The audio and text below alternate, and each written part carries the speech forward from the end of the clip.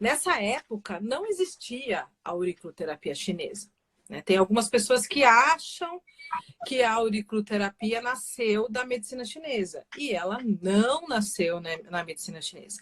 Ah, mas no Ling Shu tem tratamento, cita-se, Tem né? ponto na orelha, né? Mas não a auriculoterapia, né?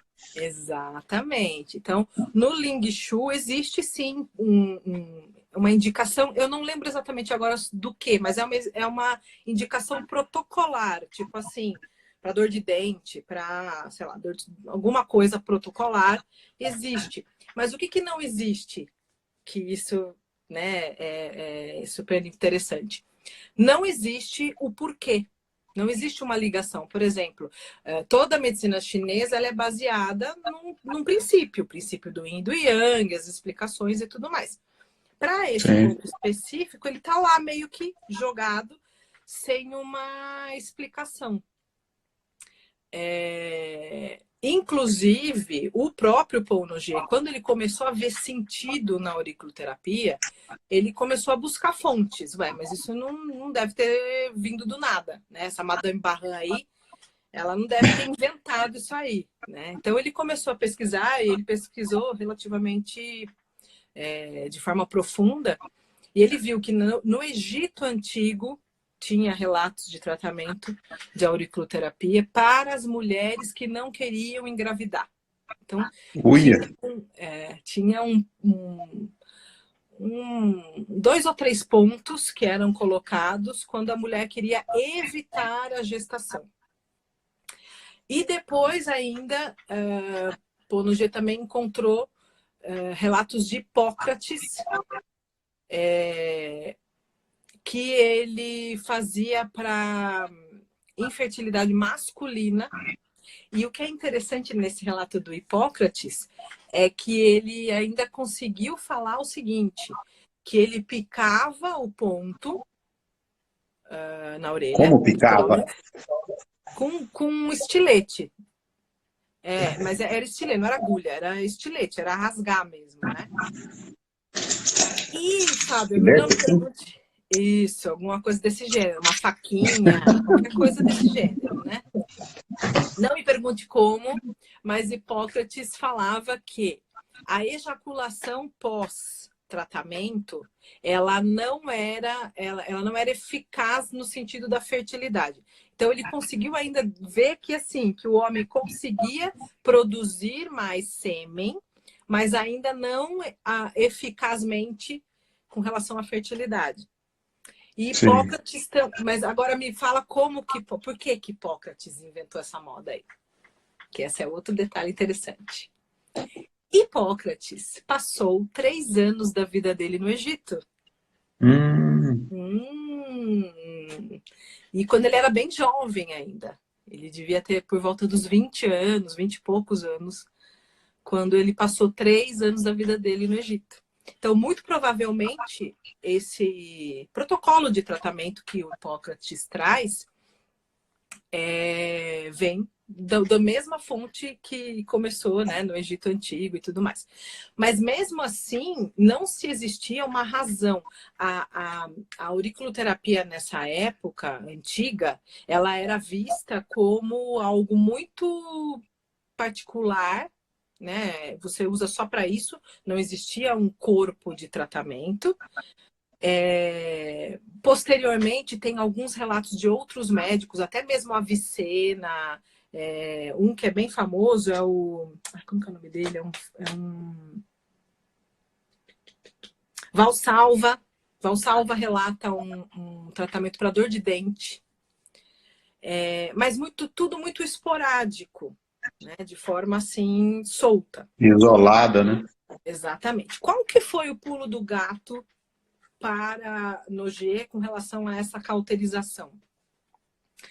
Ele se tocou que, primeiro, vamos lá, vamos falar como é que a coisa andou, né?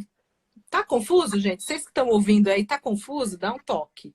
Porque eu estou tentando Não, o fazer um pessoal tá histórico. gostando aqui da história do Hipócrates, É... mandando joinhas, ois. Tá, se ficar confuso, me para, manda eu voltar, faz alguma coisa. Porque às vezes quando a gente dá aula um formato, né? Batendo papo, quando a gente vê, a gente vai viajando aí e pode perder a linha.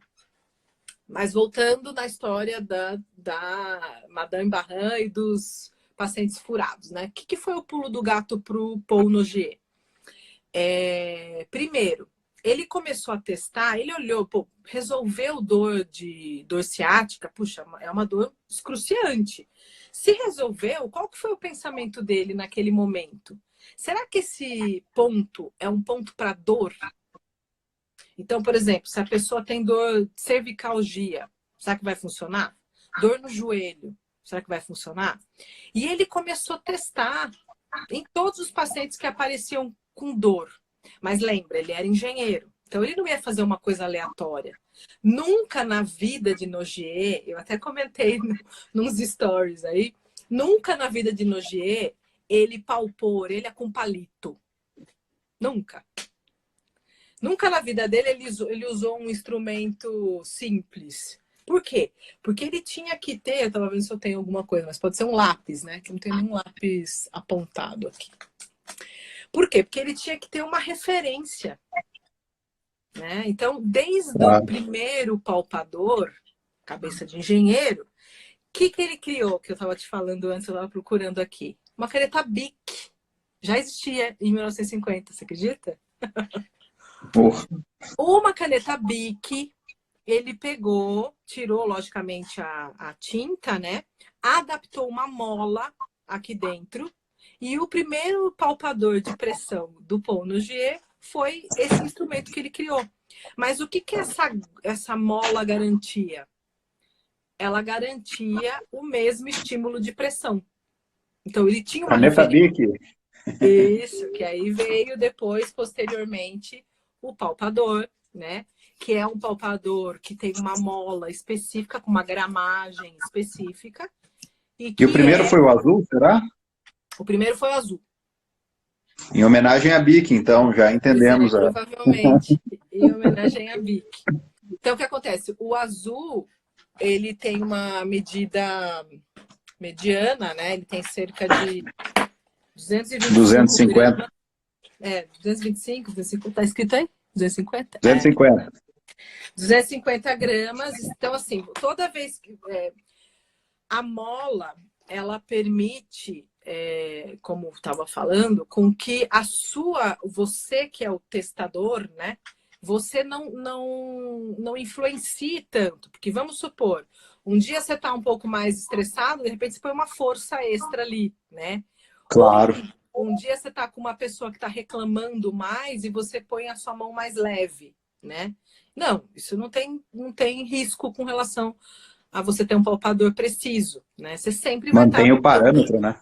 Mantém o parâmetro. Então, inclusive no antes e depois, né? De um mesmo tratamento. Então, você até falou, né? O azul foi o primeiro. Por que foi o primeiro? Porque existem outras cores, né? Cada cor... eu tenho o preto também, perdi, mas eu tenho ele. Em algum lugar no universo ele está. Tem o branco. Uso mais azul. Branco não tinha. Tem o laranja.